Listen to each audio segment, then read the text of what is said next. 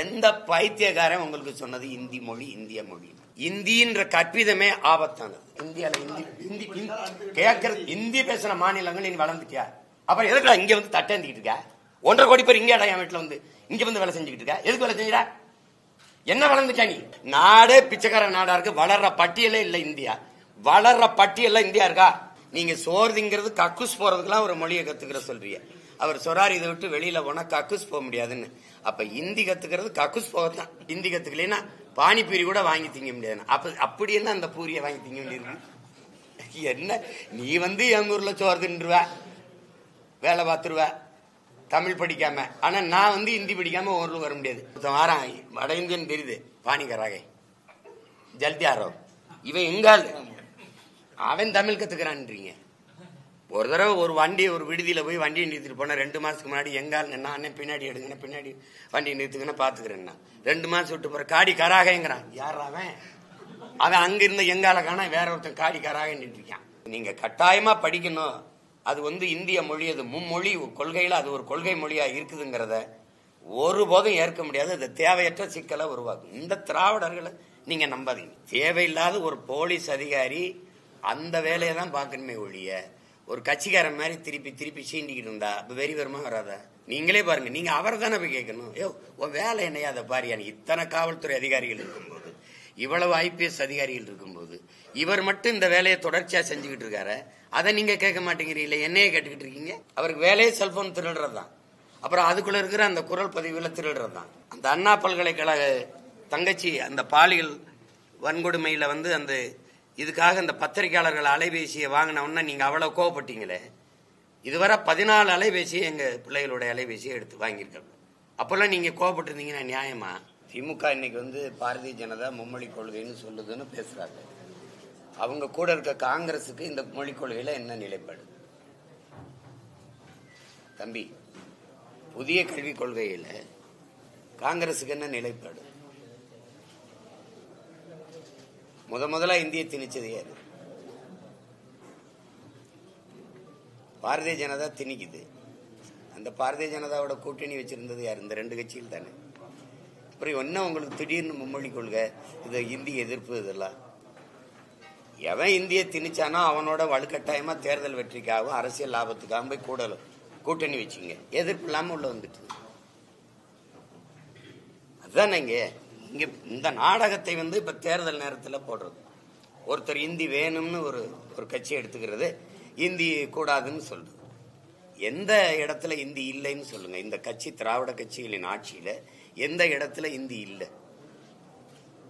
எல்லாம் கொண்டு வந்துட்டீங்க. பத்தாக்குறைக்கு இந்திக்காரன்ல 1.5 கோடி கொண்டாந்து இறக்கிட்டீங்க. நீங்க வாங்க, நம்ம மதுரை மீனாட்சி அம்மன் கோயிலுக்கு போவோம்.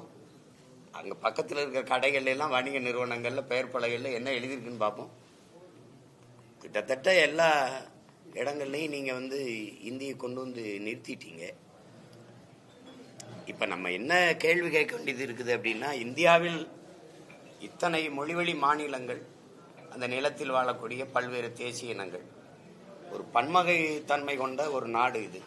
இந்த நாட்டினுடைய தனிச்சிறப்பே உலக நாடுகளின் பார்வையில பல மொழி பேசக்கூடிய பல கலை இலக்கிய பண்பாட்டு வாழ்வியல் முறையை கொண்ட இனங்கள் ஒரே நாட்டுக்குள் ஒற்றுமையாக வாழ்கிறார்கள் என்பதுதான் இந்த நாட்டுக்கு இருக்கிற தனிச்சிறப்பு, பெருமையே, அழகே. அதுதான். அதை சிதைக்கிறதுக்கான வேலையை தான் இந்த ஆட்சியாளர்கள் தொடர்ந்து செய்கிறார். அதாவது இதை எதிர்த்து பேசுற நம்மை தேச துரோக குற்றம்பாங்க. உண்மையிலே தேச துரோகம் செய்யறது, நாட்டை பிரித்தாள துண்டாட துடிப்பது இவர்கள் தான். நீங்க அவரவர் வீட்டில் அவரவர் வாழ்வது அதான் நீங்க. அதுக்குத்தான் தனித்தனி மாநிலங்கள். இப்ப நாம என்ன கேட்கிறோம்? இந்தியை நாங்க கட்டாயம் படிச்சாகணும், 3வது மொழி ஒண்ணு இருக்கணும்னா மொழி வழியே மாநிலங்கள் பிரிக்கப்பட்டதற்கான தேவை, அதற்கான அவசியம், அதற்கான காரணம் என்னன்னு யார் விளக்குவார்? மொழி வழியா மாநிலங்கள் பிரிக்கப்பட்டதுக்குள்ள அதுக்கான காரணம் என்னவா இருக்கும்? அதுக்கான தேவை என்னவா இருந்தது?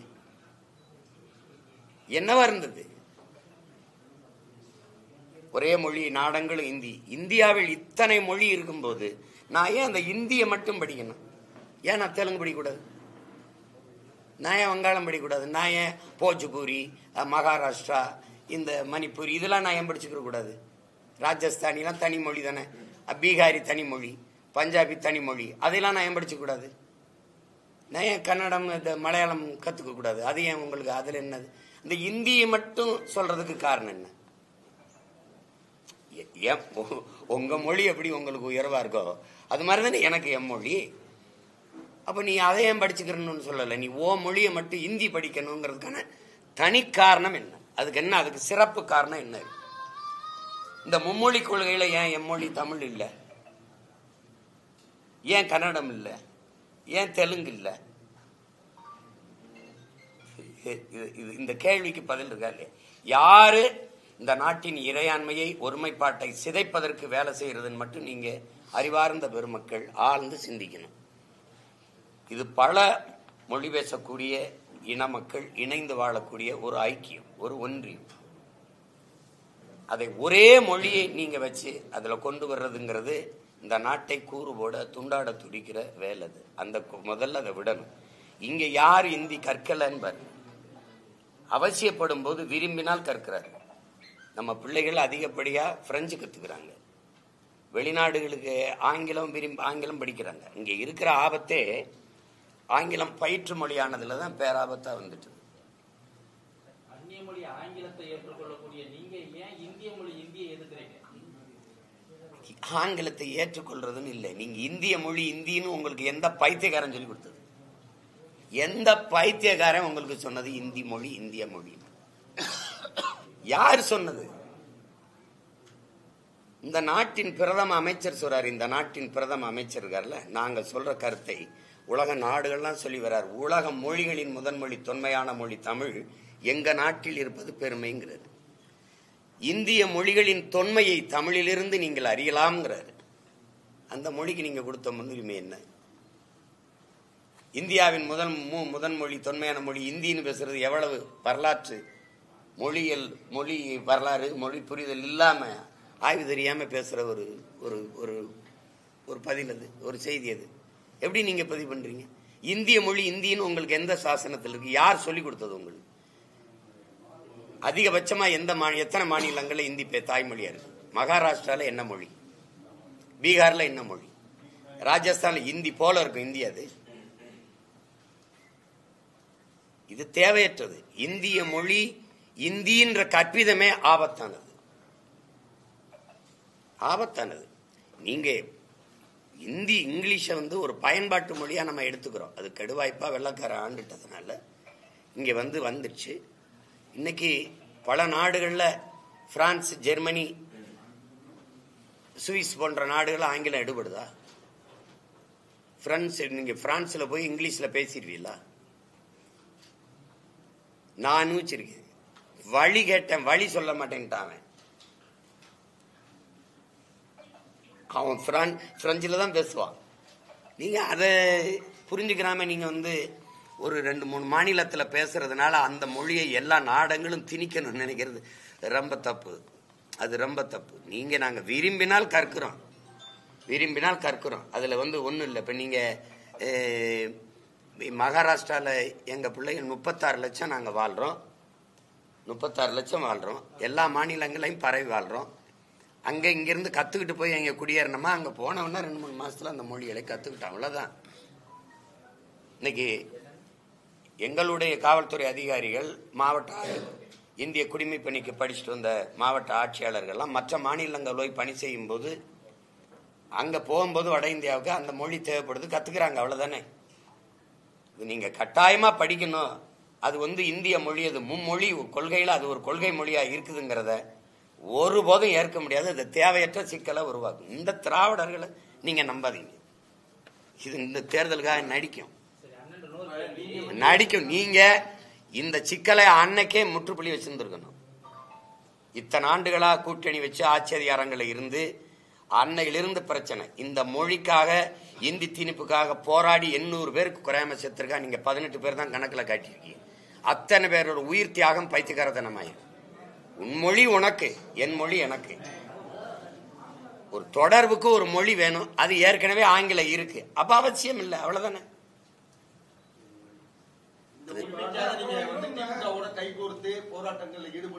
திமுக தனித்து நின்று நான் இந்தி திணிப்புக்கு எதிராக பேரணி நடத்தினேன். திமுக எனக்கு அனுமதி எங்க கொடுத்துச்சு தெரியுமா? உண்மையிலே உளமாற ஏத்தா நீ எங்க கொடுத்துருக்கணும்? எந்த இடத்துல ஆள் நடமாட்டம் இல்லையா இங்க தள்ளி விட்டீங்க. உளமாற இந்தியை திமுக எதிர்க்குதுன்னா நீ இதுக்கு சவுகார்பேட்டையில இந்தியில பேசி வாக்கு கேட்டீங்க. எதுக்காக இந்தியில சூரட்டி விட்டீங்க? எதுக்காக ஈரோடு கிழக்குல இந்தியில சூரட்டி விட்டி வாக்கு கேட்டீங்க? எதுக்காக கேட்டீங்க? உங்க பிள்ளைகள் நீங்க நடத்துற பள்ளிக்கூடத்துல இந்தி மொழி பாடமா இருக்கா இல்லையா? தமிழ் இருக்கா, இந்தி இருக்கா? இப்போ 30,000 ஸ்கூல்ல வந்து தமிழ் நீங்க அப்போ இப்போ எதுக்குறீங்களே, அப்போ 30,000 ஸ்கூல்ல தமிழே கட்டாயமாக்க நீங்க வற்புறுத்திருக்கலாமே. இந்த வற்புறுத்தி என்ன நீங்க இப்போ உங்க மூலமா வற்புறுத்துகிறேன். தமிழை பயிற்று மொழியா கொண்டாங்க, பாடமொழியாவது கொண்டாங்க சொல்லிட்டீங்க, வற்புறுத்திட்டேன். கொண்டு வந்துருவாங்களா? இவங்களை ஒழிக்காம நீங்க எப்படி தமிழை போயிட்டு இருப்பீங்க? நீங்க அரசு பள்ளியில கொஞ்சம் கொஞ்சம் தமிழை படித்துக் கொண்டிருந்த பிள்ளைகளையும் கடைசியா அதை ஆங்கில வழி கல்வியா மாத்தி கடைசி சவப்பட்டிகளை தமிழை அடக்கி உள்ள போட்டு கடைசி ஆணி அடிச்சது இவங்கதான். கல்வியை தனியார் முதலாளிகளுக்கு வித்துவிட்டு அவன் வியாபாரம் பண்றவன் எதை படிக்கிறது? மக்களுக்கு ஒரு மோகம் இருக்குது. ஆங்கிலம் ஒரு மொழி, அது அறிவல்லங்கிற புரிதல் இல்லை. அது லாங்குவேஜ் தானே ஒழிய அது நாலேஜ் இல்லைங்கிற புரிதல் இல்லை. அதனால இங்கிலீஷ் படிக்கிறதுன்ட்டு அதில் ஒரு மோகத்தில் எல்லாரும் தனியார் பள்ளிகளை நோக்கி படையெடுக்க அரசு பள்ளியில கூட தமிழ் படிக்கிறதுக்கு வாய்ப்பு இல்லாம போச்சு. தமிழ் பயிற்று மொழியா இருந்தது, ஆங்கிலம் பயிற்று மொழியாகி தமிழ் பாடமொழியா மாறிச்சு. அப்புறம் தமிழ் விருப்ப மொழியா மாறிச்சு. எந்த தமிழனும் விரும்பாம போயிட்டான். இப்ப இங்கிலீஷ் படிக்கிறதா ஒரு அறிவுன்னு ஒரு பொது புத்தியில ஏத்துனதுனால இந்த சிக்கல். இப்ப இந்தி படிப்போம் எதுக்கு? ஒரு காரணம் சொல்லுங்க. இந்திய நீங்க எல்லாம் படிக்கணும் ஏன் அப்படின்னு இருக்குல்ல. எதையாவது பேசிட்டு எந்த நாடு வளர்? இந்தியால இந்தி கேட்கறது இந்தி பேசுற மாநிலங்கள் நீ வளர்ந்துட்டியா? அப்புறம் எதுக்குடா இங்க வந்து தட்டேந்திக்கிட்டு இருக்க? 1.5 கோடி பேர் இங்கே என் வீட்டுல வந்து இங்க வந்து வேலை செஞ்சுக்கிட்டு இருக்க. எதுக்கு வேலை செஞ்சுடா? என்ன வளர்ந்துட்டா நீ? என்ன வளர்ந்துட்டா நீங்க வாங்க வட இந்தியா முழுக்க பாப்போம். வீடு இருக்கா? இல்ல எதுல வளர்ந்துக்க? நீ எதுல வளர்ந்துருக்க? மருத்துவத்திலயா இல்ல கல்வியிலயா? வாய்த்துக்காரத்தனம் பண்ணக்கூடாது. ஏதாவது பேச்சு வளர்ந்துருக்கு. நாடே பிச்சைக்கார நாடா இருக்கு. வளர்ற பட்டியலே இல்ல இந்தியா. வளர்ற பட்டியல்ல இந்தியா இருக்கா? பட்டினி உலக பட்டினியில் இருக்கிற நாடுகளின் குறியீடுல எத்தனாவது இடத்துல இருக்கு? ஊழல்ல தலை சிறந்த நாடு, பசி பட்டினியில தலை சிறந்த நாடு இந்தியா. இந்த வளருதுன்னு வெறும் வெற்று வார்த்தையை வச்சு பசப்பிக்கிட்டு இப்படியே பேசிட்டு இருக்கிறது எத்தனை நாளைக்கு ஏமாத்திட்டு போய்? வளர்ந்த நாடு சொந்தமா பிளைட் வச்சிருக்கியா? சொந்தமா பிளைட் வச்சிருக்கியா? 5000 ஏக்கர்ல ஏர்போர்ட் கட்டுவா. பிளைட் எவன் ஓட்டுவான்? திருச்சியில கட்டியிருக்கா எத்தனை பல ஆயிரம் கோடியை போட்டு ஏர்போர்ட். யாரோட பிளைட்? அது யாருக்கான லாபத்துக்கு கட்டப்பட்டது? மக்களுக்கான சேவையா, முதலாளிக்கான லாப தேவையா? யாரை ஏமாத்திட்டு எத்தனை நாளைக்கு ஏமாத்திட்டு பண்ணி? வளருதுன்ட்டு அமெரிக்காவில் அங்கிருந்து திருப்பி என்ன பண்ணால கொண்டு வர இறக்க ஒரு நாட்டு குடிகளை இறக்க வானூர்தி வச்சிருக்கா? எதையாவது கூச்சல். அதுதான் மாறுதல். இலங்கையில நடந்தது, பங்களாதேஷில் நடந்தது, இங்க நடக்கும். எழுதி வச்சுக்கிறேன்.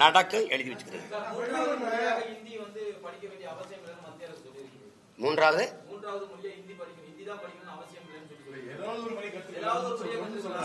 ஏதாவது ஒரு மொழி கத்துக்கிறத நாங்க கத்துக்கிறோம். நீ ஒன்னும் அறிவுறுத்த தேவையில்லை, சொல்ல முடியல. நாங்க கத்துக்கிட்டு தானே இருக்கோம். ஏதாவது ஒரு மொழி கத்துக்குன்னு அதுல இல்லையே.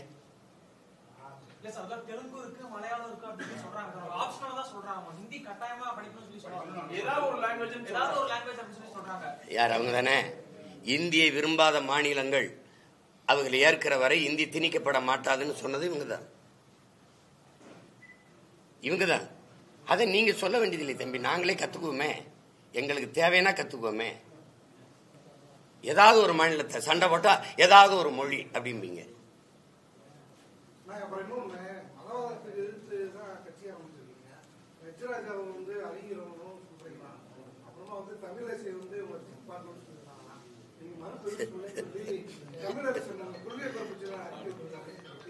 யாரு?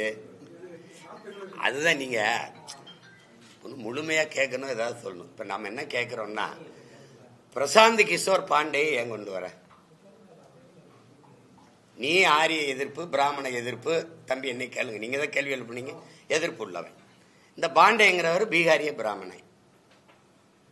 நீ திராவிட அரியணையில் உட்காரவே அவன் வந்து தான் உனக்கு வியூகம் வகுத்து தர வேண்டியது இருக்கு.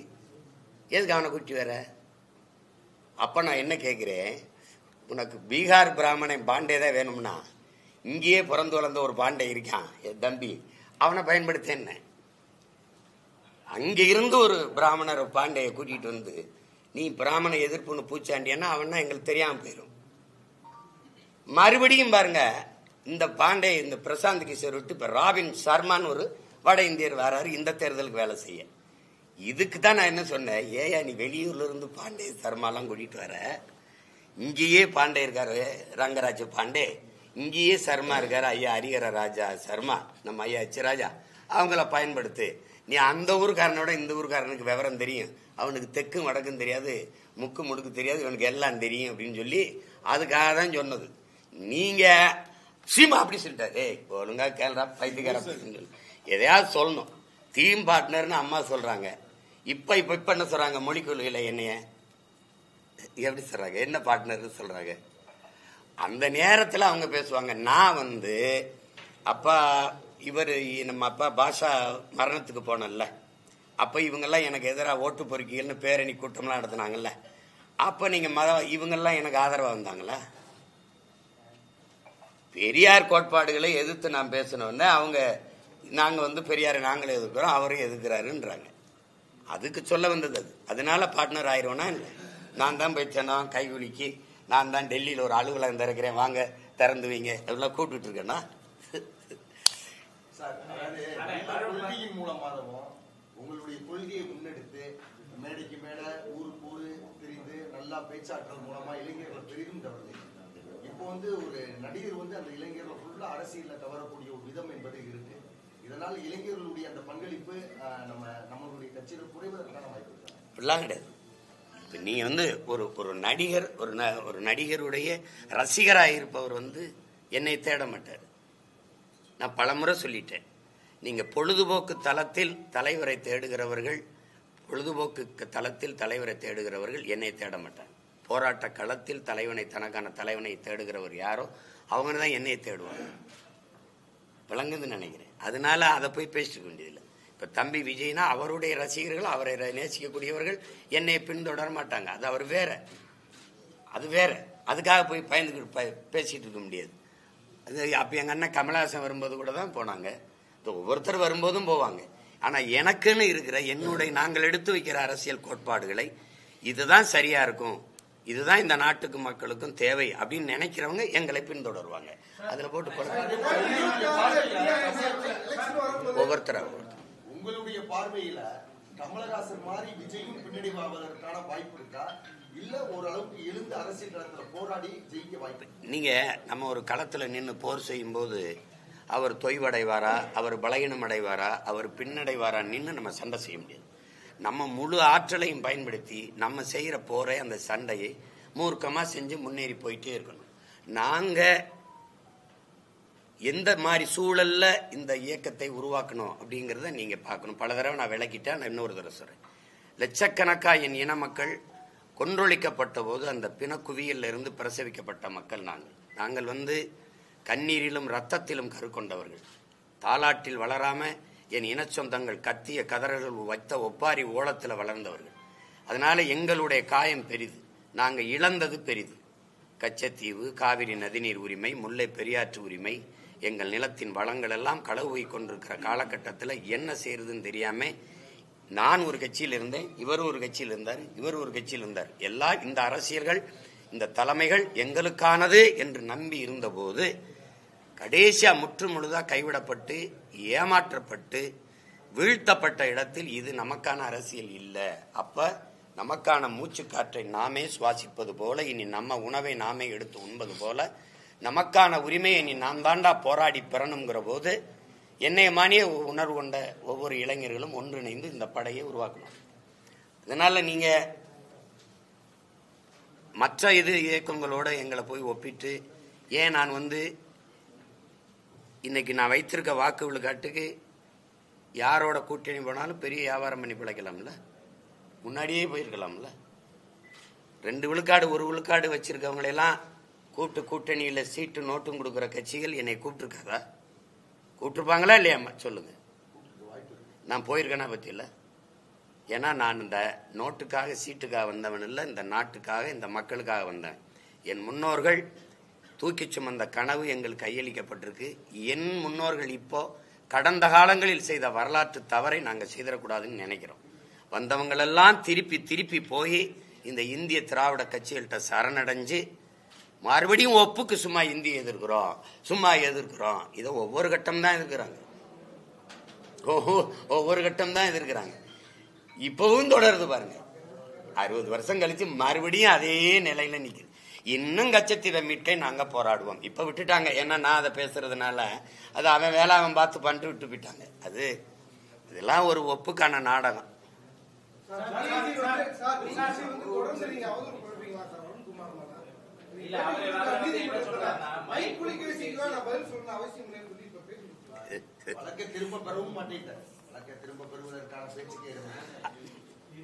இதுவரை நல்ல கேள்வி கேட்டுட்டு இருந்தீங்க. அறிவுபூர்வமா அதை கேட்கலுங்க, மக்களுக்கு தேவையான செய்தியை கேளுங்க.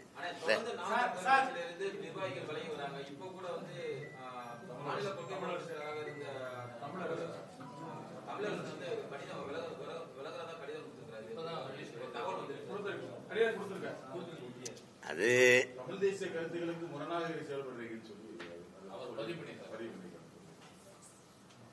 அவருக்கு வேற கருத்து இருக்கலாம், அது சரி. அந்த அவர் கருத்தோட பொருத்தி போற இயக்கங்கள்ல போய் இணைஞ்சு இயங்கலாம், அது இருக்கிறது தான்.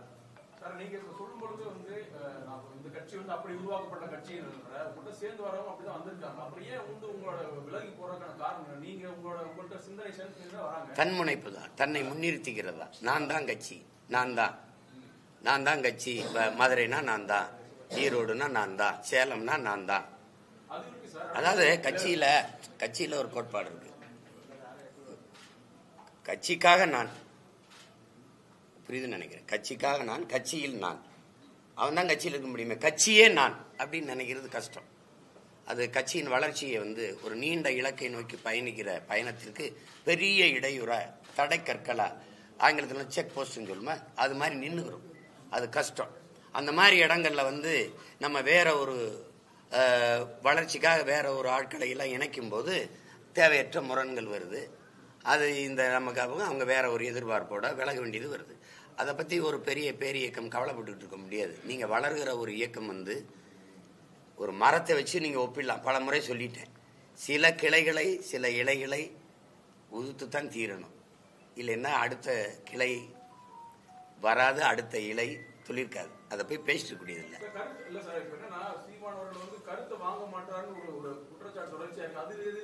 அவங்க கருத்து என்ன தம்பி, அவங்க கருத்து என்ன, கருத்து என்னன்னு சொன்னாதானே கேட்கணும். உன் கருத்து என்னன்னு சொன்னாதானே கேட்க முடியும். அவதூறு இது ஒரு கட்சி. ஒருத்தருக்கும் ஒரு கருத்து இருக்க முடியாது தம்பி. அடிமை இனத்தின் உரிமைங்கிற கருத்தை தவிர வேற ஒண்ணு இருக்க முடியாது. இங்க கருத்துனா என்னை ஏன் முன்னாடி நிறுத்தல, வெளிப்படையா அவங்களுக்கு சொல்லணும்னா, இப்ப விலைக்கு போறவங்கலாம் சீமான் செத்ததுக்கு பிறகு கட்சி யாருக்கு இதை சொல்லணுமா? நான் இந்த பிரச்சனையில தான் எல்லாருக்கும் போட்டி பிரச்சனை. கட்சியில என்னைய வளர விடலைங்கிறீங்க. கட்சி வளர்ந்தா தானே நீ வளருவ. கட்சிக்குள்ள நீங்க தனியா எப்படி வளருவீங்க? நீங்க எல்லாம் சொல்லுங்களேன். கட்சிக்குள்ள நீங்க என்னைய வளர விடலை, யாரையும் வளர விடலைன்னா கட்சிக்குள்ள எப்படி வளருவ? கட்சி வளர்ந்தா தானே நீ வளருவ. கட்சிக்குள்ள நீ எப்படி வளருவ? உனக்கு ஒரு கூட்டத்தை சேர்ப்ப, அந்த கூட்டத்துக்குள்ள நான் தான் காட்டுவ. அதுதான் கட்சிக்குள்ள தன்னை வளர்க்கறது. இப்ப இது கட்சியை வளர்க்குமா சிதைக்குமா? நான் நிக்கிற இடத்துல நின்று இந்த படையை நடத்தி பாருங்க, உங்களுக்கு தெரியும். தம்பி, கட்சியில் ஒரு கோட்பாடு இருக்கு. எதையும் ஜனநாயக பூர்வமா முடிவெடுத்து சர்வாதிகாரமா செயல்படுத்தணும். எதையும் அறிவுபூர்வமா சிந்திச்சு உணர்வு பூர்வமா செயலாக்கம் பண்ணணும். இல்லைன்னா அது வெல்லாது. அது இல்லைன்னா நீங்க அது இல்லைன்னா நடத்த முடியாது, நடத்தவே முடியாது. நீங்க நடத்தி பாருங்க. இல்ல நீங்க நடத்தி பாருங்க. இல்ல நேருல இருந்தோ, தாத்தா காமராஜ் இருந்தோ, பேரறிஞர் அண்ணால இருந்தோ, ஐயா கருணாநிதியில இருந்தோ, எல்லாம் அப்படி இல்லைன்னா அண்ணன் வைகோ மாதிரி ஆளுகள் எல்லாம் ஏன் வெளியேற்றணும்? ஒரு கட்சிங்கிறது சர்வாதிகாரம்ங்கிற சொல்லையும் நீங்க கொடுங்கோன்மையும் குழப்பிக்க கூடாது. சர்வாதிகாரம் ஒரு நேர்மையாளன் சர்வாதிகாரியாகத்தான் இருந்தே ஆக முடியும்னு ஐயா இறையன் எழுதுனது இருக்கு.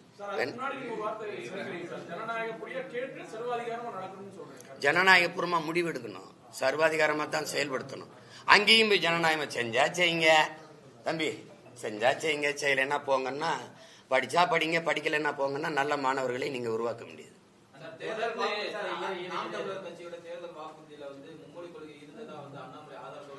அதுதான் அவரை சரியா படிக்க சொல்லியிருக்கேன். அவரை படிக்க சொல்லிருக்கேன். எடுத்தவனே மொழி கொள்கையில கொள்கை மொழி தமிழ்னு போட்டிருக்கு. எனக்கு மட்டும் இல்ல, ஒவ்வொரு தேசியனத்திற்கும் கொள்கை மொழி அவரவர் தாய்மொழி. நாங்க சொல்லியிருக்கிறது பயன்பாட்டு மொழி ஆங்கிலம், அது கட்டாய பாடமொழியா இருக்கும். உலக மொழிகள் எல்லாம், எல்லா உலகத்தின் மொழிகளும் எங்கள் விருப்ப மொழியாக இருக்கும், இந்தி உட்பட. நீங்க வாங்கி பாருங்க, மக்களரசு.comல அதை கொடுத்திருக்கேன், தட்டி பாருங்க, அதுல இருக்குது. இந்தி எல்லா மொழிகளும் எங்கள் விருப்ப மொழி, விரும்பினால் எம்மொழியும் கற்போம் நாங்கள் வாழ, எம்மொழி தமிழ் கற்போம் எங்கள் இனம் வாழ. அதுல தெளிவா கொடுத்திருக்கேன். நான் தானே எழுதுனேன், நீங்க ஒரு தடவை படிச்சு பாருங்க, மொழி கொள்கை தெரியும்.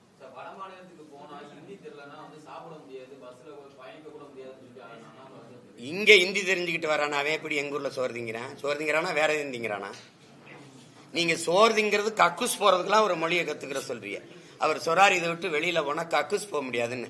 அப்ப இந்தி கத்துக்கிறது கக்குஸ் போகத்தான்.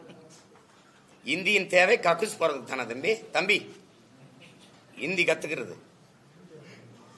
என்ன தம்பி நீங்க விளையாட்டு பண்ணிட்டு இருக்கிறீங்க? தேவைன்னா கத்துக்க போறோம். வட மாநிலத்துல போய் வாழணும்னு என்ன? ஏய் நீதாப்பா அங்கிருந்து வண்டியா இறக்கி விடுற.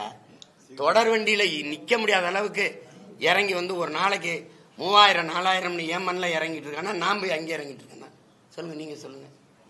இல்ல அவன் தமிழ் கத்துக்கிட்டு தான் வரானா? தம்பி நாங்க வட இந்தியால இந்தி கத்துக்காம போனா சோறு திங்க முடியாது, கழிவற போக முடியாது, ஒண்ணும் பண்ண முடியாது. சில பேர் சொல்றாங்க இந்தி கத்துக்கலைன்னா பானிபூரி கூட வாங்கி திங்க முடியாது. அப்படி என்ன அந்த பூரியை வாங்கி திங்க வேண்டியிருக்கு? என்ன நீ வந்து எங்க ஊர்ல சோறு தின்றுவ, வேலை பார்த்துருவ தமிழ் படிக்காம. ஆனா நான் வந்து ஹிந்தி படிக்காம ஊர்ல வர முடியாது. இது தமிழ் மேல விருப்பம் இல்ல சார். தமிழ பழகிக்கிறான் சார், தமிழ நல்லா பேச ஆரம்பிச்சிடலாம் சார். நம்ம ஹிந்தி பழக மாட்டோம் சார், ஹிந்தி பேச மாட்டோம் சார். நீங்க வேற எதையாவது நீங்க எதாவது பேச்சுக்க எங்க ஊர் வாங்க, என் கூட வாங்க. அங்க போய் இங்க வாங்க, உணவு விடுதியில போய் சாப்பிட்டுக்கிட்டு இருக்கும்போது அவன் ஒருத்தன் வாரான், வட இந்தியன் தெரியுது, பானிகராக ஜல்தி ஆரோ, இவன் எங்கால் அவன் தமிழ் கத்துக்கிறான்றீங்க. ஒரு தடவை ஒரு விடுதியில போய் வண்டியை நிறுத்திட்டு போனா 2 மாசத்துக்கு முன்னாடி எங்கால் அண்ணன் பின்னாடி எடுங்க, பின்னாடி வண்டியை நிறுத்துக்குன்னு பாத்துக்கிறேன்னா 2 மாசம் விட்டு போற காடி கராகங்கிறான். யார் அவன்? அவன் அங்க இருந்த எங்கால காண வேற ஒருத்தன் காடி கராக நின்றுருக்கான். இது நீங்க எல்லாருமே நான் உங்ககிட்ட பொதுப்படையா கேட்கிறேன். கட்சியை நடத்துறது நானு, கட்சியிலிருந்து போறத பத்தி கவலைப்படாம இருக்கிறது நானு. நீங்க எல்லாம் இவ்வளவு கவலைப்படுறீங்களே என் கட்சியை பத்தி, எவ்வளவு அக்கறையா இருக்கிறீங்க. இது கவலை மாதிரி தெரியலையே.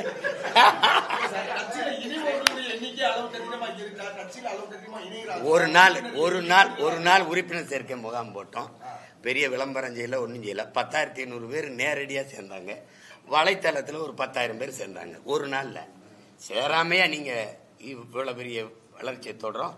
நீங்க சேராம நீங்க கள்ள ஓட்டு போட்டீங்க, ஓட்டுக்கு காசு கொடுத்தீங்க, எல்லாம் பண்ணீங்க. நான் கட்டுத்தொகை வாங்க கூடாதுன்னு முடிவு எடுத்துட்டீங்க. அதனால போதை இதோட நிப்பாட்டணும் நீங்க எண்ணி சொல்லல. என்னைய 24,000 அதோட நிறுத்திருந்தீங்க. வளராமையா நீங்க வந்து கட்சி இந்த கேடர் இல்லைன்னா இன்னொரு 10 பேர் வருவான், அவ இல்லைன்னா இன்னொருத்த வருவான். அதுக்காக பார்த்துட்டு இருக்க முடியாது. நான் குட்டையிலேயோ குளத்திலேயோ வலைய வீசிட்டுக்கல. பெருங்கடல், தமிழ் தேச பெருங்கடல் இருக்குல்ல, தமிழ் பேரின பெருங்கடல்ல வலை வீசுறேன்.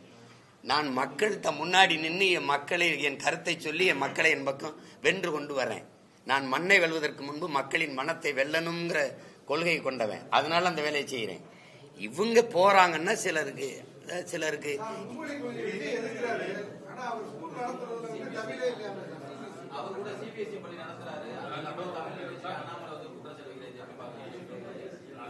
அது தெரியல. தம்பி பள்ளிக்கூடம் தானான்னு கூட அது தெரியல எனக்கு. அது தெரிஞ்சுட்டு தான் சொல்லுவேன். தொடர்ந்து உங்களை அந்த வருண ஐபிஎஸ் தொடர்ந்து சீண்டிக்கிட்டே இருக்காரு. அதுக்கு என்னதான் பதிலடி கொடுக்கணும்? அவருக்கு என்ன பதிலடி கொடுக்கணும்? அவர் என்னை சீன்றதுனால தான் அவர் அந்த இடத்துல இருக்காரு. மைக்கு புலிகேசின்னு ஒரு தேவையில்லாத ஒரு வார்த்தையெல்லாம் போட்டிருக்காரு. நீங்க என்கிட்ட கேக்குறீங்க, ஒரு பொறுப்புள்ள காவல்துறை அதிகாரியின் வேலையா? திமுகவின் மாவட்ட செயலாளர்கள்லாம் கூட ஒழுங்கா இருக்கும்போது நீ இதையே ஏன் பேசிட்டு இருக்கான்னு நீங்க கேட்கணும். நான் ஏதாவது பேசுனா நீங்க அப்படி பேசுறாரு இப்படி பேசுறாருன்றீங்க. தேவையில்லாத ஒரு போலீஸ் அதிகாரி அந்த வேலையை தான் பார்க்கணுமே ஒழிய ஒரு கட்சிக்காரன் மாதிரி திருப்பி திருப்பி சீண்டிக்கிட்டு இருந்தா வெறி வருமா வராதா? நீங்களே பாருங்க. நீங்க அவரை தானே போய் கேட்கணும். உன் வேலை என்னையா அதை பாரியா? இத்தனை காவல்துறை அதிகாரிகள் இருக்கும்போது, இவ்வளவு ஐபிஎஸ் அதிகாரிகள் இருக்கும்போது இவர் மட்டும் இந்த வேலையை தொடர்ச்சியா செஞ்சுக்கிட்டு இருக்காரு. அதை நீங்க கேட்க மாட்டேங்கிறீங்களே, என்னையே கேட்டுக்கிட்டு இருக்கீங்க. நான் உங்க முன்னாடி உட்காந்து பதில் சொல்றதுனாலயா? அவரை கேளுங்க, என்னையா பழக்கம், என்னையா அப்படி பண்ணிட்டு இருக்காங்கன்னு. உயர் காவல்துறை அதிகாரிகள் நடவடிக்கை எடுக்கணும். ஆட்சி அதிகாரத்திற்கு கேட்கணும். அவங்க தான் அனுமதிக்கிறாங்க, பேச சொல்றாங்க, அவரை திருப்பி திருப்பி இழுத்து விடுறாங்க. அதுக்கு தான் அவருக்கு பதவி உயர்வு கொடுக்குறாங்க. அவர் அதே இடத்துல இருக்க வைக்கிறாங்க.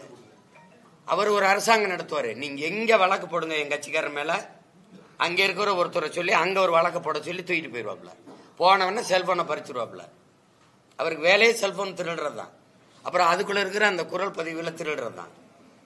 நீங்க இந்த பத்திரிகையாளர்கள்லாம் அந்த அண்ணா பல்கலைக்கழக தங்கச்சி அந்த பாலியல் வன்கொடுமையில அந்த இதுக்காக இந்த பத்திரிகையாளர்கள் அலைபேசியை வாங்கினவொன்னா நீங்க அவ்வளவு கோவப்பட்டீங்களே. இதுவரை 14 அலைபேசியை எங்க பிள்ளைகளுடைய அலைபேசியை எடுத்து வாங்கியிருக்காங்க. அப்பெல்லாம் நீங்க கோவப்பட்டிருந்தீங்கன்னா நியாயமா? அதுக்கே ஒரு தீர்வு வந்திருக்கும்ல. அது உங்களுக்கு பாதிப்பு வந்தா மட்டும் நீங்க கோவப்படுறீங்க. அது ஒண்ணும் பண்ண முடியாது. உங்களுக்கு எல்லாருக்குமே நான் ஒரு வெறுப்பு இருக்கு. அது என்ன அவனை திட்டலாம், அவன் கட்சியிலிருந்து போகலாம். இப்ப எத்தனை கட்சியிலிருந்து என் கட்சியிலிருந்து சேர்றாங்க அதையெல்லாம் நான் சொல்லிட்டு இருக்கேன்னா சொல்லுங்க. திமுக இருந்து என் கட்சியில சேர்ற ஆளுகளை காட்டணுமா? அதுக்கு விழா வச்சு சொல்லணுமா? உங்களை மாதிரி நான் அது இந்த மாதிரி விளம்பரம் பண்ணிட்டு தெரியணுமான்னு சொல்லுங்க. இது அவ்வளவு கேவலமா இருக்குது. நாங்க எங்க கட்சியாவே இல்லை, ஆனா கட்சியிலிருந்து வர்ற ஆட்கள் அவர்களுக்கு இனிப்பா இருக்குது. ஐயோ 3000 பேர் ஒரு நாளான்னு நானே பாக்குறேன். இவ்வளவு பேர் இருந்தானடா கட்சியில, திடீர்னு 3000 4000 பேர்.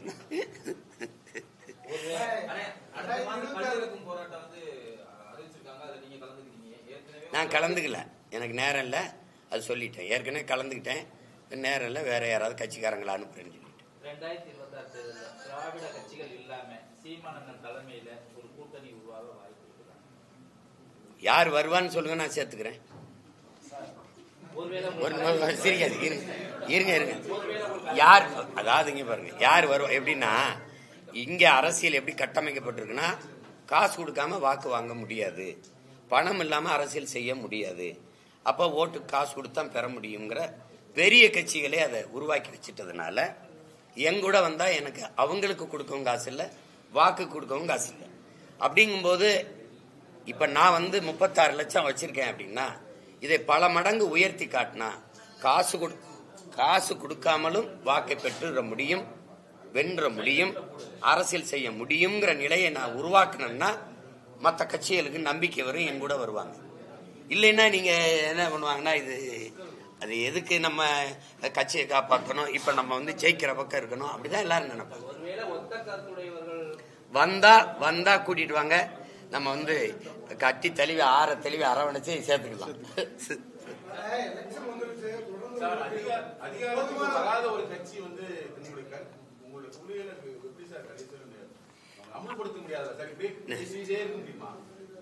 என் மேல நீங்க இவ்வளவுலாம் அக்கறை வச்சிருப்பீங்கன்னு நான் நினைக்கல. உங்க பேரன்புக்கு நன்றி. அதிகாரத்துக்கு போன கட்சிகள் செய்த ஒரு நன்மை சொல்லுங்க. நான் போறேன். யார் இப்ப நபிகளார்ட்ட கேக்குறாங்க, நீங்க இந்த தீமை எப்படி ஒழிப்பீங்க நபிகள் நாயகம் அவர்களேன்? நான் நன்மையை வச்சுதான் ஒழிப்பேன்ற. நான் அதிகாரத்துக்கு போறதுக்கு என்ன செய்யணும்னு நீங்க சொல்லுங்க. நீங்க எனக்கு ஒரு சகோதரனா சொல்லுங்க.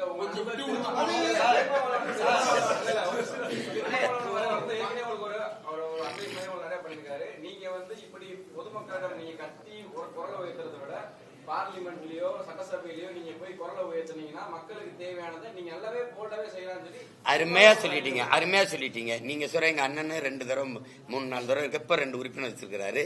திமுக மொத்தமா 40 உறுப்பினர் வச்சிருக்கு. இந்திக்கு ஏன் தெருவில் போய் நின்று போராடுது? இந்திக்கு மீனவர்களை தொடர்ச்சியா கைது பண்றான்னு தெரியுது. 39 போன தடவை உறுப்பினர், இந்த தடவை 40 உறுப்பினர் உள்ள வச்சுக்கிட்டு வெளியில பாராளுமன்ற வெளியில பதாயை பிடிச்சிக்கிட்டு நிக்கிறதுக்கு இந்த உறுப்பினர் இருக்கு. அதை தான் நான் செய்வேனே. நான் தான் பதாயை வச்சுக்கிட்டு கைது செய்யாதே ஏய் இங்க வாப்பா, எனக்கு பணம் தரல, எனக்கு பணமே தரமன், நீ போராடி பெறதுக்கு போட்டிட்டு வென்று போனியா, புலம்பிக்கிட்டு நிக்க வென்று போனியா? அதை தான் நாங்க அதிகாரம் இல்லாத மக்கள் நாங்க போராடுவோமே. நீனு எனக்கு பணமே தரல, நான் என்ன பண்றதுன்னு தெரியல, இது பண்றது, இது இது இது இது எப்படி எடுத்துக்கிறது சொல்லுங்க. நீங்க கேள்வி கேட்கிற நீங்க எல்லாம் எனக்கு வாக்கு செலுத்திட்டீங்கன்னா நான் வந்துடுவேன்.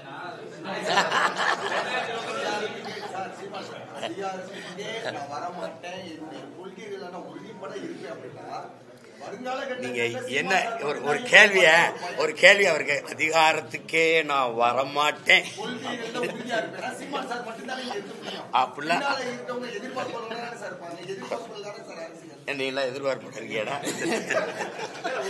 இங்க பாருங்க, அதிகாரத்துக்கு வரணும். அதிகாரத்துக்கு வர்றதுக்காக தான் இவ்வளவு வேலை செய்யறேன் நான். உங்களுக்கு புரியும். ஏன்னா அதிகாரம் மிக வலிமையானதுன்னு அண்ணல் அம்பேத்கர் கோட்பாட்டை எடுத்துக்கிட்டவங்க நாங்க. இப்ப இதுல என்னன்னா எந்த வழியில் வருவதுன்னு இருக்கு.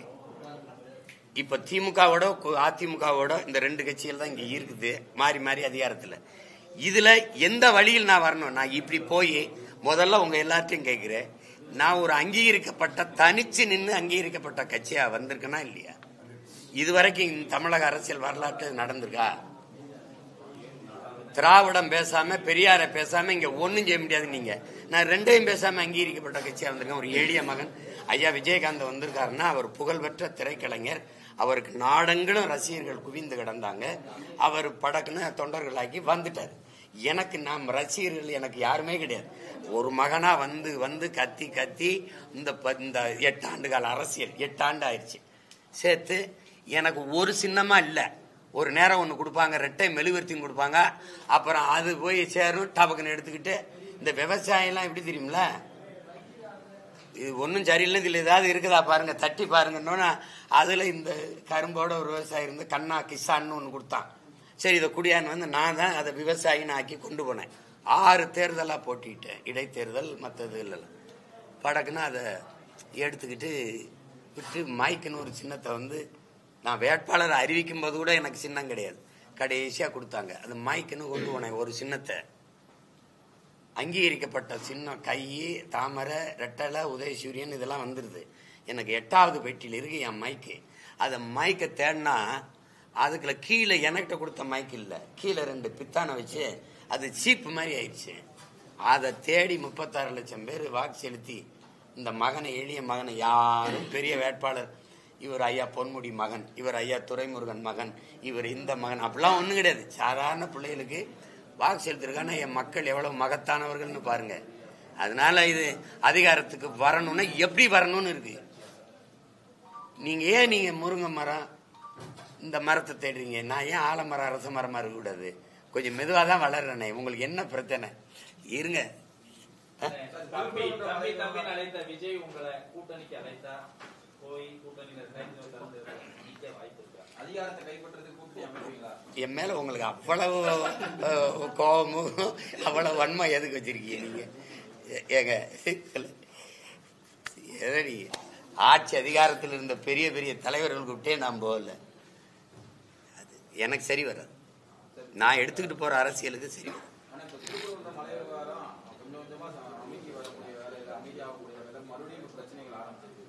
எதுப்பா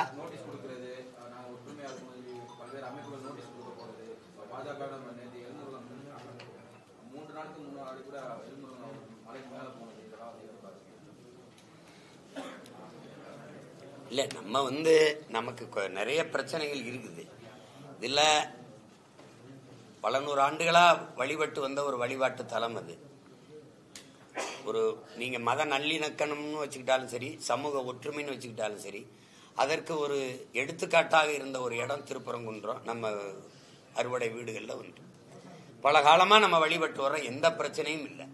ஒரு பொது கேள்வி இங்கே கொஞ்சம் கேளுங்க. இங்கே வழிபடுகிற இங்கே இருக்கிற இஸ்லாமியர்கள் முதல்ல யாருன்னு பேசி நம்ம முடிவெடுத்துடணும். அப்போ அது யாருன்னு முதல்ல சொல்லுங்க. அவ்வளவு பேர் எங்க சொந்தக்காரங்க தான். நம்ம சொந்தக்காரன், நம்ம ரத்த உறவுகள் ஒரு வழிபாட்டுக்காக ஒரு மார்க்கத்தை ஏற்று மாறி இருக்கிறாங்க. அந்த கோட்பாட்டை கொள்கையை ஏற்று போறாங்க. அதுல இதுவரை என்ன பிரச்சனை வந்திருக்கு? திடீர்னு இப்ப இது ஒரு பிரச்சனையாக்கி அதனால இந்த மக்களுக்கு இடையில ஒரு பிளவை பிரிவை ஏற்படுத்தி ஒரு பதட்டத்தை உருவாக்க வேண்டிய அவசியம் இல்லை. அரசு நினைச்சிருந்தா அரை நொடியில் அதை தடுத்திருக்கலாம். அரசு திட்டமிட்டு இப்படி ஒரு பிரச்சனையை விரும்பிச்சு அதை விரும்பி உருவாக்குச்சுன்னு நான் குற்றம் சாட்டுறேன். அதை உங்களால நீங்க மறுக்க முடியாது. அரசு பொறுப்பேற்காம என்னை போன்றவர்கள் அறிக்கை கொடுத்து பல அழுத்தங்கள் கொடுத்த பிறகு எல்லாரும் சேர்ந்து மாவட்ட ஆட்சியர் மேல பழிய போட்டாங்க, காவல்துறை அதிகாரி மேல போட்டாங்க. அரசு எப்பதான் பொறுப்பேற்கும்? கள்ளச்சாராயம்னா அரசு பொறுப்பேற்காது. அங்க இருக்கிற மாவட்ட ஆட்சியர் காவல்துறை அதிகாரியை பணியிட மாற்றம், அவர் தான் அதுக்கு பொறுப்பு. எல்லாத்துக்குமே நீங்க பொறுப்பேற்காம அங்கங்கே இருக்கிற அதிகாரிகள் மேல பொறுப்பு போட்டு பணியிட மாற்றுறதுனால இது எந்த மாதிரியான போக்கு? இது சரியில்லை. அதை விட்டுட்டு நம்ம ஒரு கோட்பாட்டை என் அன்பு மக்கள் ஏற்கணும்.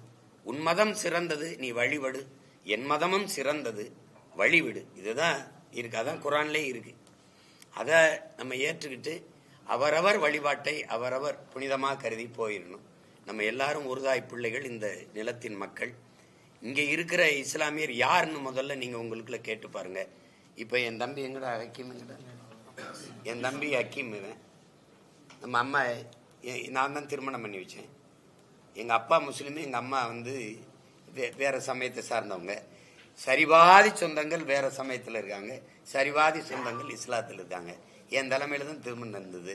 இதை எப்படி எடுத்துக்கிறீங்க? இப்ப எங்க அப்பா இளையராஜா, நீங்க சொல்ற நீங்க சொல்ற வச்சிருக்கீங்க, இந்துனே வச்சுக்கிறீங்க. என் தம்பி கொஞ்ச நாளைக்கு முன்னாடி இஸ்லாத்தை ஏற்றுட்டான், யுவன் சங்கர். இதை எப்படி எடுத்துக்கிறது? என் அன்பு சகோதரன் ரஹ்மான் இஸ்லாத்தை ஏற்றார். ஆனா என் தம்பி ஜி பிரகாஷ் இன்னும் அங்கேயே இருக்கான். இதை எப்படி எடுத்துக்கிறது? நாங்க அவருக்கு விருப்பம் அதை செய்யறாரு. இது போய் இது ஒரு இதனால எல்லாம் நாட்டில் பிரச்சனை, இதனால எல்லாம் வளர்ச்சி பின்னடைஞ்சிருச்சு. பெரிய இந்த நாட்டில் இருக்க வறுமைக்கு காரணம் இதுதான் பேசிட்டு இருக்கிறது. ரொம்ப கொடுமையானது இது. நீங்க அவ்வளவு இஸ்லாமிய வெறுப்பு வச்சிருக்க பெருந்தகைகள், உங்ககிட்ட நான் அன்பா கேட்டுக்கிறேன். இந்தியா அதிகமா கொஞ்சம் இருங்க. இந்தியா அதிகமா வருமானம் ஈட்டுற ஏற்றுமதி எது? மாட்டுக்கறி. பிரதமரே சொல்றார், beef export hey, Hindustan is number 1 ஹேன்னு. அந்த மாட்டுக்கறியை எந்த நாட்டுக்கு ஏற்றுமதி செய்ய? அவ்வளவும் கிறிஸ்தவர் இஸ்லாமிய நாடுகள் தான். அதிகப்படியா அவர்களுக்கு மாட்டுக்கறியை ஏற்றுமதி செய்து அவர்கள் கொடுக்கிற காசை வாங்கிக்கிற நீங்க அரபு நாட்டில் போய் நம்முடைய பிரதமர் அவர்கள் இந்து வழிபடுகிற இந்து கோயிலை கட்டி திறந்து பெருமையா பேசிட்டு வந்தாரா இல்லையா? வந்தாரா இல்லையா? சொல்லு, இருக்கா இல்லையா? அவன் நாட்டில், இஸ்லாமிய நாட்டிலேயே இந்து கோயில்களை கட்டி வழிபட அனுமதிச்சார். வரலாறு என்ன சொல்லுது? எங்க பாட்டி வேலுநாச்சியாருக்கு ஹைதர் அலி தன் அரண்மனைக்குள்ள தன் மகளாக சேர்த்துக்கிட்டு, உன்னுடைய என் பாட்டியினுடைய குலதெய்வம் ராஜராஜேஸ்வரி கோயிலை அரண்மனைக்குள்ள கட்டி நீ வழிபடு மகளேன்னு அனுமதிச்சாருங்கிறத வரலாறு. ஏன் இந்த இணக்கப்பாடு நமக்கு இல்லை?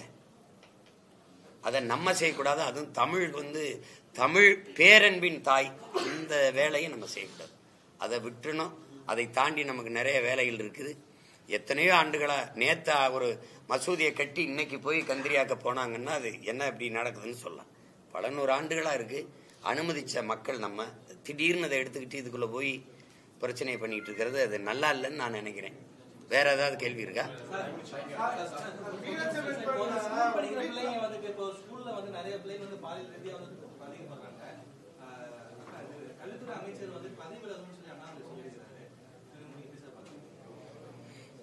இல்லை, இந்த கடந்த காலங்களில் இல்லாத ஒரு செய்தியா இது அடிக்கடி வர்றதை நீங்க பாக்குறீங்க. சில செய்திகள் வெளியில வருது. பெரும்பாலான இந்த செய்திகள் மறைக்கப்படுது. அப்படியே வந்தாலும் உடனடியாக அதை திசை திருப்பி மூடி மறைக்கப்படுது. பள்ளிகளுக்கு கல்லூரிகளுக்கே நம்ம பிள்ளைகள் பாதுகாப்பாக சென்று படிக்க முடியல. அதுவும் பயிற்றுவிக்கிற ஆசிரியர் பெருமக்களாலேயே அந்த தொல்லை நிகழுது. அப்படின்னா இது ரொம்ப பேராபத்தான கொடும்போக்கு. இதை தொடக்கத்திலே கண்டிக்கலைன்னா ரொம்ப கஷ்டமாயிரும். அது காரணம் உங்களுக்கு நிறைந்த போதை வந்துடுச்சு. இது வெறும் திரவம், அது மட்டும் இல்லாம இந்த கஞ்சாவின் கொக்கைன், இந்த ஸ்டாம்ப் வடிவத்தில், அஞ்சல் தலை வடிவத்தில் இருக்கிற மாத்திரைகள், இதெல்லாம் வந்துட்டது ஒரு காரணம்.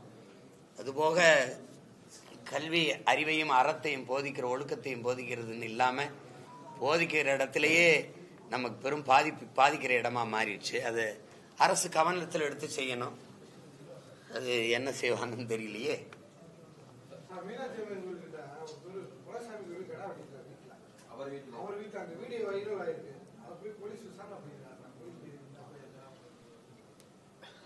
அவர் வீட்டில் வெட்டினது இதுக்கெல்லாம் போவாங்க. நீங்க காங்கேயத்துல நம்ம விவசாயிகள் ஆடு மாடு வளர்க்குறாங்க. இந்த திருநாய்கள் இப்போ எல்லா திருநாய்களும் அப்படி இல்லை, அது வெறிநாய்களா மாறிடுச்சு. காரணம் கசாப்பு கடையில் நிறைய அந்த கறிகளை தின்னு அந்த வாடகையில் அதிலேயே உணவாக்கி ஆடுகளை நீங்க பார்த்துருப்பீங்க, வலைவெளியில இருக்குது. கடிச்சு கொதறி பல நூறு ஆடுகளை, இதுவரை 900 ஆடுகளை கொண்டிருக்கு. மாடுகளை கடிச்சு சேதப்படுத்திடுது, மடுவை திமிழ் எல்லாம் கடிச்சு சேதப்படுத்திடுது. அந்த வெறிநாய்களை அப்புறப்படுத்தி அங்க விவசாயிகளுக்கு பாதுகாப்பு கொடுக்க முடியல. அற்ப நாய்கிட்ட இருந்து கூட நம்மளை பாதுகாக்க முடியல இந்த அதிகாரத்தால, இந்த காவல்துறையால. அப்ப நீங்க இதை விட்டுவிட்டு அவரு கோயிலுக்கு அவர் வீட்டுல வெட்டினது, கோயில் வாசல வெட்டினா கூட ஏன் அப்படி வெட்டிட்டாயின்னு சொல்லலாம். அவர் வீட்டுல வெட்டுறதுக்கு நம்ம போய் விசாரிக்கிறதுல அது அவசியமற்றது.